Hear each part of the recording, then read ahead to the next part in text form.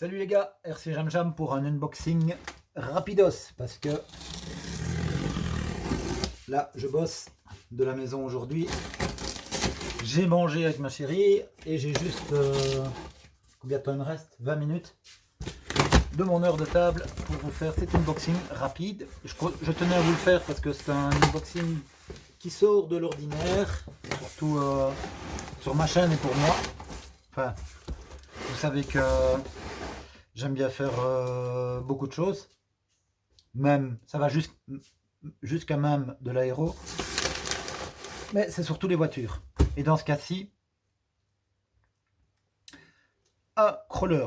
Alors, sur les autres chaînes, les gars, vous faites ce que vous voulez. Mais sur ma chaîne, faites s'il vous plaît la différence entre crawler et scale. Ça me fout les poils quand on parle de scale alors que c'est des crawlers ou de crawler alors que c'est du scale. Donc, je vais certainement oublier plein de choses. Et donc, je les rajouterai au montage sur la vidéo quand j'aurai plus de temps. Alors, en deux mots, yes, on manie ça. Tiens, manie. Alors, en deux mots, comment ça s'est passé? J'avais un crawler autrement mieux que ça, je vais dire. Et pendant longtemps, j'ai cherché quelqu'un pour rouler avec moi, etc. Et c'était il y a quand même pas mal d'années et il n'y avait personne. Finalement, j'ai revendu le crawler. Et puis depuis plusieurs années, plus de crawler, évidemment. Ici, j'ai rejoint un groupe qui fait du scale.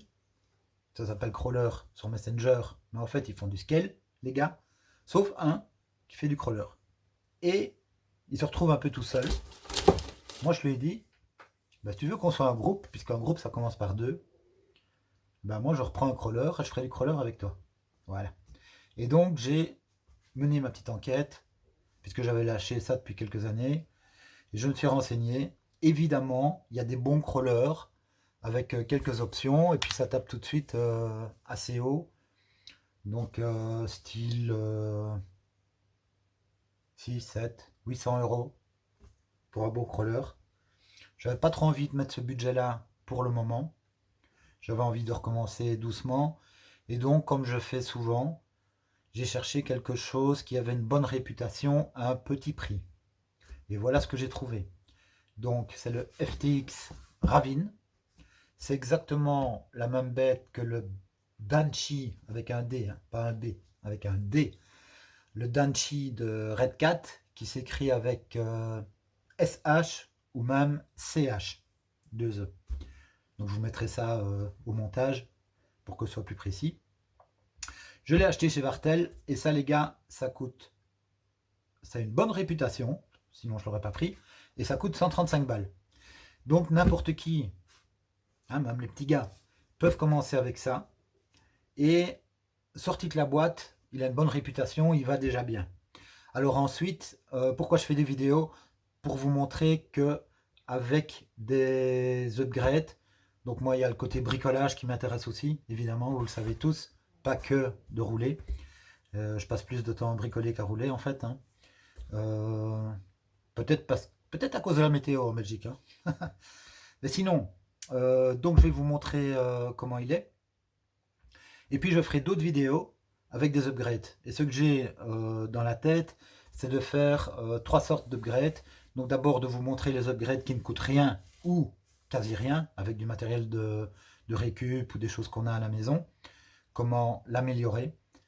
Dans un deuxième temps, comment l'améliorer avec des upgrades qui coûtent un petit peu mais qui sont accessibles. Et puis peut-être un troisième volet sur des upgrades qui coûtent un peu plus cher si ça vaut la peine. Parce que je n'ai pas encore roulé cette machine et donc j'ai quand même un petit doute par rapport à la puissance. Donc là, il faudra voir si cette machine est quand même assez puissante dans des cas où elle est un petit peu bloquée ou si c'est pas assez puissant du tout, quoi. Dans ce cas-là, je pense qu'il faudra envisager un autre véhicule. Mais ici, c'est un investissement de 135 euros, donc qui est quand même à la portée de pas mal de monde. Et voilà, je vais commencer par ça. Et comme c'est un low cost, on va dire, un budget raisonnable, Je pense que ça peut intéresser pas mal de monde et c'est pour ça que je vous fais les vidéos. Je fais pas des vidéos sur tout. J'ai pas fait d'unboxing sur toutes les machines que j'ai parce que c'est des machines qui sont unboxées par énormément de monde, etc. Ici, j'ai pas vraiment, j'ai regardé un petit peu sur YouTube évidemment et j'ai pas trouvé facilement d'unboxing en français en tout cas. En anglais il y en a pas mal, mais en français il y en a, j'en ai pas vu, je n'ai pas trouvé. Si vous en trouvez, faites-le moi savoir, ce sera toujours intéressant parce qu'il y a une foule d'upgrades là-dessus. Il y a des groupes Facebook là-dessus où ils ont fait des upgrades et du tuning de malade, il paraît. Donc j'essaierai de trouver ça parce que j'ai pas encore regardé sur Facebook. Moi je cours pas pour Facebook, mais je regarderai un petit peu pour vous mettre les liens pour que vous puissiez avoir un maximum d'infos là-dessus. Et, euh, et voilà, bah, on va ouvrir la boîte. Hein. C'est quand même un unboxing, mais bon, là on le voit déjà bien.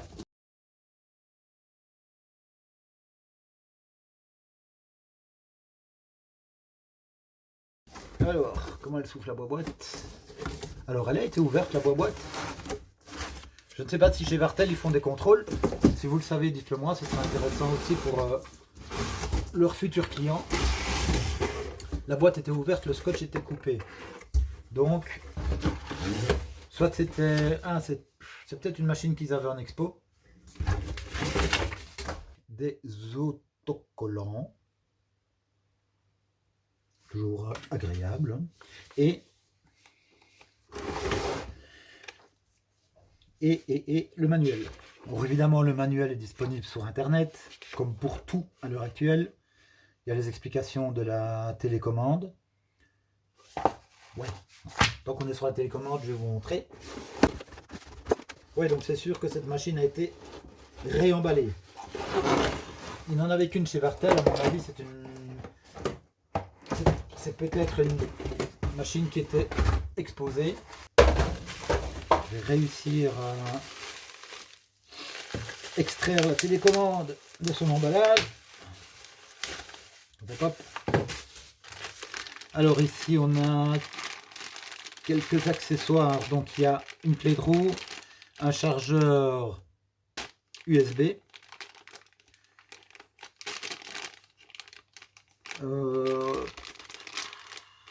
qu'est-ce que c'est que ça? Je ne sais pas trop ce que c'est. Ça ressemble un peu à sauve-cerveau, mais je ne suis pas du tout sûr que c'est ça. Non, c'est une pièce, je ne sais pas. On dirait peut-être une pièce de direction, quoi. Je ne sais pas ce que c'est. Donc voilà, je vous montrerai au montage, hein, je vais me renseigner. Je suppose que vous le voyez là. Je ne sais pas ce que c'est cette pièce. Et ici, c'est des clampes, des épaisseurs pour les amortisseurs. Voilà. Et la télécommande. Alors. Ouais. Donc ici, il y a un autocollant qui se décolle, un sticker qui se décolle, et derrière, il y a des LED. Donc en fait, on peut bien le recoller. Si vous avez ce genre de choses avec des stickers, donc des stickers qui arrivent nouveaux et qui sont décollés, vous essayez de les recoller comme ça, parce que mine de rien, avec la chaleur du corps, ça fait refondre la colle. Donc vous restez comme ça un petit peu. Sinon, vous les réchauffez. Moi j'évite le décapeur thermique, enfin je vous déconseille le décapeur thermique parce qu'on peut très vite les détruire si on chauffe trop fort. Donc plutôt un sèche-cheveux, vous chauffez un petit peu avec un sèche-cheveux, ça fait fondre la colle et ça peut recoller définitivement très bien les stickers. Donc ici en fait il y a un sticker et il y a 4 diodes derrière pour montrer le mode dans lequel se trouve la voiture. Et il y a un bouton de mode qui est ici. Donc ici on fait le bint et on fait le mode. Et en fait le mode, ça permet de changer la façon dont le véhicule se déplace. Donc soit on tourne normalement rien qu'avec l'avant, soit on tourne avec l'avant et l'arrière avec les roues en contresens, ou alors avec les roues en même sens comme un crabe, ok, ou alors on tourne qu'avec l'arrière. Donc ça c'est très très utile en crawler pour pouvoir tourner sur place, pour pouvoir se déplacer quand il n'y a pas de place pour se déplacer en fait pour franchir l'obstacle suivant. Voilà, voilà. Donc il y a du steering trim, du throttle trim et Ah ben la même chose pour l'arrière, oui. Il y a un trim pour l'avant, un trim pour l'arrière, puisqu'il y a 2 directions. Voilà, voilà. Donc la télécommande, alors, 3 piles ou 4 piles? 3 piles. Désolé Mani, 3 piles. Mais c'est pas grave, moi ça me dérange pas. Alors ici, on allume, et voilà. Bon, ben on l'allumera, on va mettre 3 piles dedans. Allez hop! Ça permettra de tester en vidéo si ça fonctionne bien directement lors de l'unboxing, ce qui peut être important si vous avez un souci. Donc là, on voit que ça clignote. Pourquoi? Simplement parce que la voiture n'est pas alimentée. Donc je l'éteins pour le moment. On revient au manuel qui explique ce que je viens de vous expliquer. Ouais, ça dit où il faut connecter le cerveau, où on peut connecter l'auxiliaire. Donc bien sûr, il y a un contrôleur intégré qui intègre certainement tout, avec le récepteur, etc. Donc c'est une machine sur laquelle on peut éventuellement faire un upgrade de l'électronique. Désolé, je vais éteindre la chaudière qui fait beaucoup de bruit. Voilà, on s'entendra mieux. Donc je disais, oui, évidemment on peut toujours changer l'électronique, mais dans ce cas-ci il vaut mieux éviter puisque c'est une électronique tout en un, je pense. On va voir ça lors du démontage, enfin lors de l'ouverture de la capote. Et donc voilà, moi je pars du principe sur une voiture comme ça low cost, il vaut mieux laisser l'électronique. Si c'est pour commencer à faire des upgrades électroniques qui vont forcément être un petit peu plus onéreux, il vaut peut-être mieux passer sur un châssis plus sérieux. Donc ici on est en brushed évidemment, hein, avec ce prix là. Et pour le crawler, du brushed peut évidemment convenir suivant la puissance, puisque de toute façon l'autonomie, à la vitesse où on roule avec ces engins, l'autonomie sera bonne. Donc on a quand même une vue éclatée de l'engin avec le numéro de toutes les pièces. Donc ça c'est sympa. Sympa, sympa. Et voilà. Donc c'est un manuel assez simple, mais bon, avec le minimum qu'il faut. Et maintenant, on va passer à la bestiole. Alors voilà. C'est joli, mais c'est pas du tout à mon goût. Enfin, c'est joli, c'est une question de goût. Donc il y a le plastique ici sur la carrosserie, que je vais laisser parce que je ne vais pas me servir de cette carrosserie. Pour moi, ici, on est entre du scale et du crawler. Ils ont mis des pilotes, ils ont essayé de faire une belle carrosserie et tout ça. Pour du crawler, tout ça ne m'intéresse pas. Donc c'est la grosse différence entre le crawler et le scale, hein. Donc le crawler, je veux dire, même sans la carrosserie, avec une bête plaque ici au-dessus, ça reste un crawler. Un crawler, ça ressemble à rien et ça doit grimper le plus possible partout. Ça, c'est un crawler. Un scale, c'est par exemple ceci.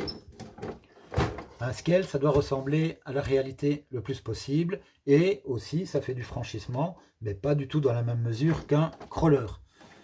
Je vous mettrai encore une différence au montage. Vous comprendrez tout de suite le genre de choses qu'un scale ne peut pas faire.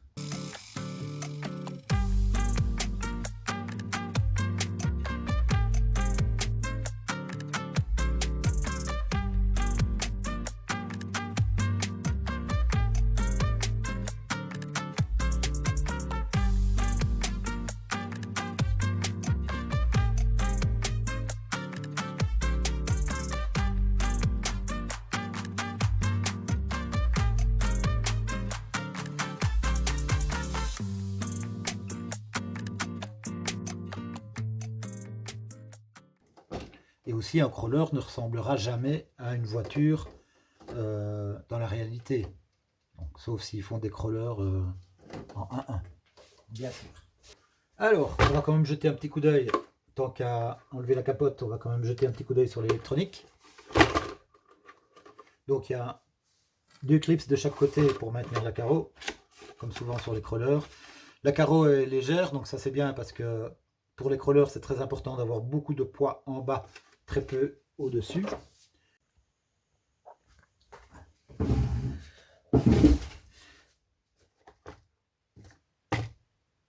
Donc ici on fait juste l'unboxing parce que je pense déjà à faire des upgrades, à améliorer des choses, mais ce sera pour une autre vidéo. Donc ici c'est juste une petite présentation. Donc ce qui est un avantage aussi sur ce modèle-ci, c'est que c'est un MOA. Qu'est-ce que c'est MOA pour les crawlers? C'est moteur on axle. Ça veut dire que les moteurs sont sur les axes. Pourquoi? Pour une question de répartition du poids, simplement. Plus le poids est bas, mieux c'est. Et ici, le moteur, il est où? Il est sur l'axe, là et là. Et donc, on a le poids vraiment très très bas au niveau de l'axe des roues. Donc, les cerveaux. Les cerveaux, un devant, un derrière, puisque ça peut tourner indépendamment, dans le même sens, dans le sens opposé, etc. Et donc, les cerveaux sont aussi sur les axes. Donc tout ça, toujours dans le même esprit, d'avoir vraiment le centre de gravité le plus bas possible. Et alors, ces cons-là, entre guillemets, ils te foutent la batterie au-dessus. Pour moi, la batterie, elle doit venir aussi sur un axe, le plus bas possible. Donc, par exemple, sur un cerveau. Donc, la batterie, elle va déjà migrer là. Ici, c'est une lithium-ion, apparemment. Ça sera remplacé par une lipo, ça c'est sûr. On mettra un buzzer s'il faut. Sauf si cette batterie ici donne une autonomie énorme. Ça, on verra à l'usage. Alors, ouais, donc je suis de nouveau en train de parler des upgrades là, désolé. Quand je regarde une machine, je pense, j'ai une déformation. Pas professionnelle, mais une déformation. Que je pense directement à améliorer des choses. Puisqu'ici, sur cette chaîne, comme je l'ai écrit dans la description, j'essaye de prendre des véhicules qui en valent la peine, donc un bon rapport qualité-prix, hein, parce que ce serait facile d'acheter un crawler qui coûte 2000 € et de vous le présenter, de dire c'est le must les gars, hein, c'est le must, ça va très bien, on touche à rien et magnifique. Non, j'essaye de prendre des bons rapports qualité-prix et de les améliorer. Voilà.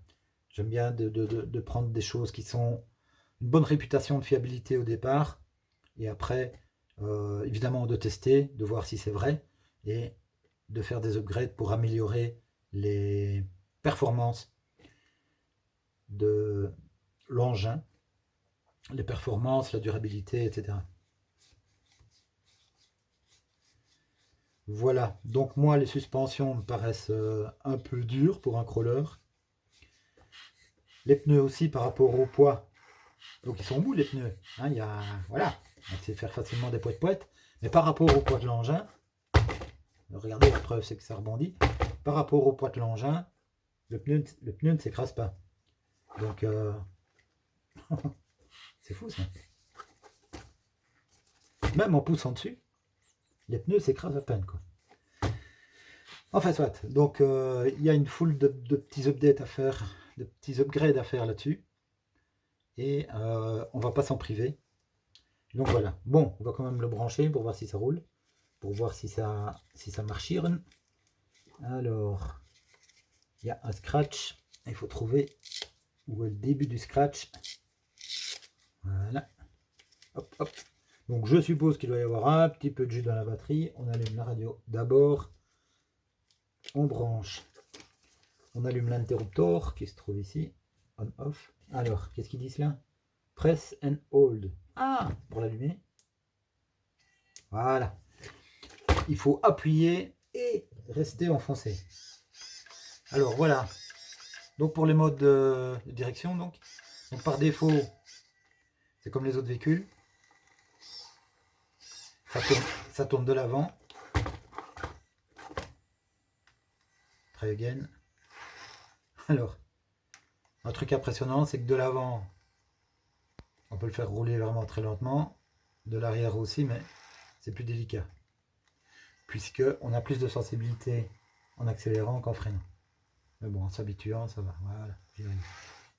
Alors, en Vmax, voilà, en arrière. Et en avant, voilà la Vmax.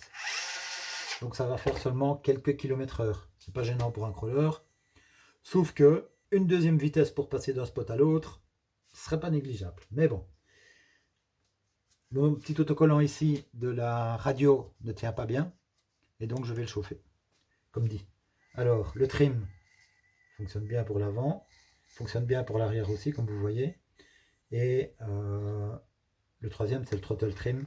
Et donc ça peut servir, si on veut, se concentrer sur la direction.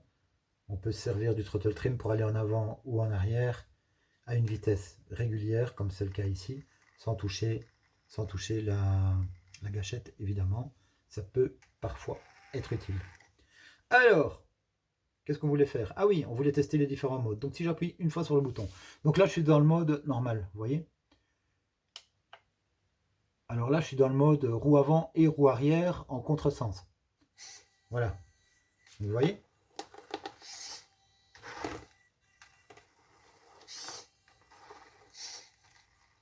Alors, mode suivant. C'est pareil, donc roue avant et roue arrière qui tournent, mais dans le même sens. Donc là, c'est pour la marche en crabe.